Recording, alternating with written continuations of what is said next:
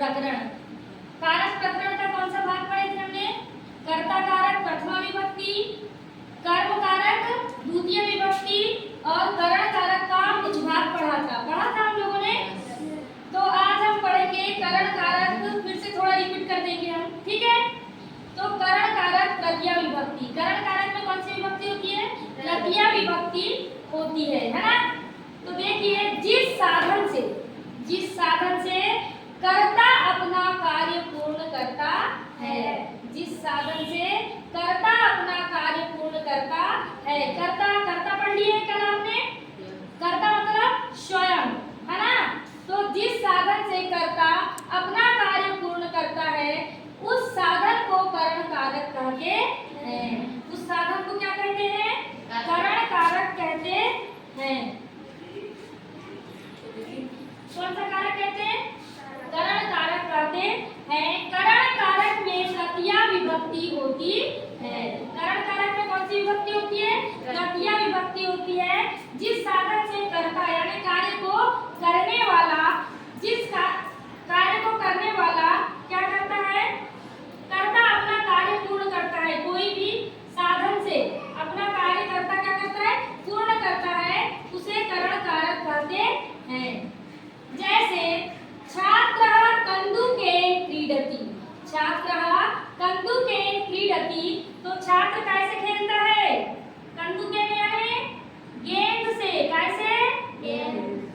गेंद से खेलता है। कन्दुके क्रीडति, छात्र गेंद से खेलता है। तो देखिए, करण कारक का चिन्ह क्या था? कर्ता ने कर्म को करण से, तो कैसे? गेंद से। समझ गए? कन्दुके समझ गए ना? तो कैसे खेल रहे हो? गेंद से। तो गेंद से खेलने का कार्य क्या कर रहे हो? पूर्ण कर रहा है। कल हमने आपको पढ़ा दिया था। अब देखिए सेकंड वाला, कृष्णः यानेन गच्छति। कृष्णः यानेन गच्छति, कृष्ण विमान से जाता है। कैसे जा रहा है? विमान से जा रहा है ना?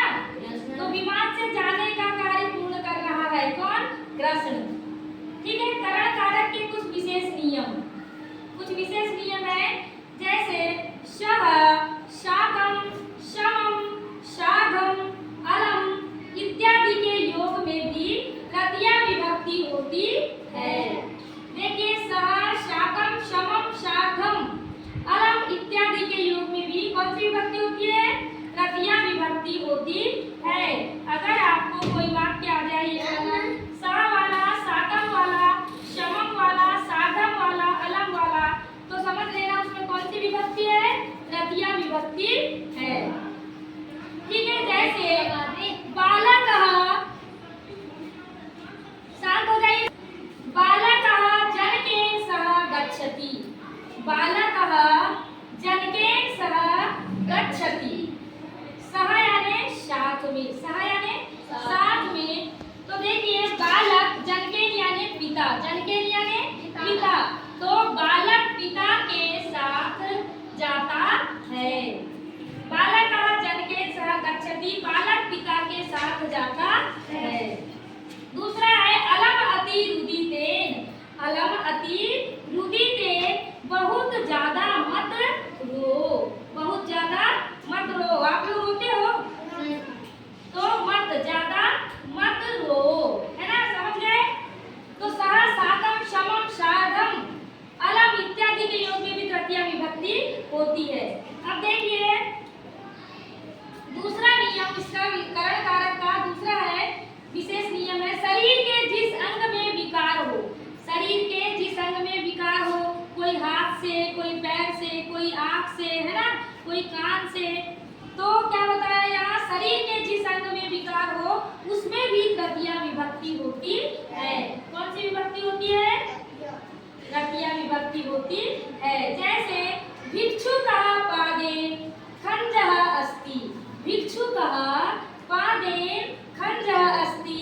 भिक्षुक पैर से क्या है? लंगड़ा है। पैर से क्या है? लंगड़ा है। भिक्षुकः यानी भिखारी। भिखारी पैर से क्या है? लंगड़ा है, भीख मांगने वाला, है ना? इसको कहते हैं भिक्षुकः। अब दूसरा देखिए, पैर से है कि नहीं लंगड़ा? तो शरीर के जिस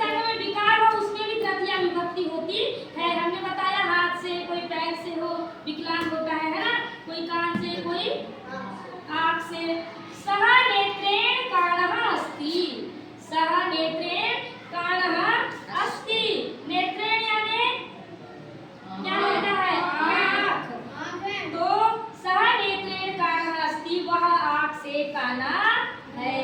वह आँख से क्या है? काना है। वह आँख से क्या है? काना है। ठीक है।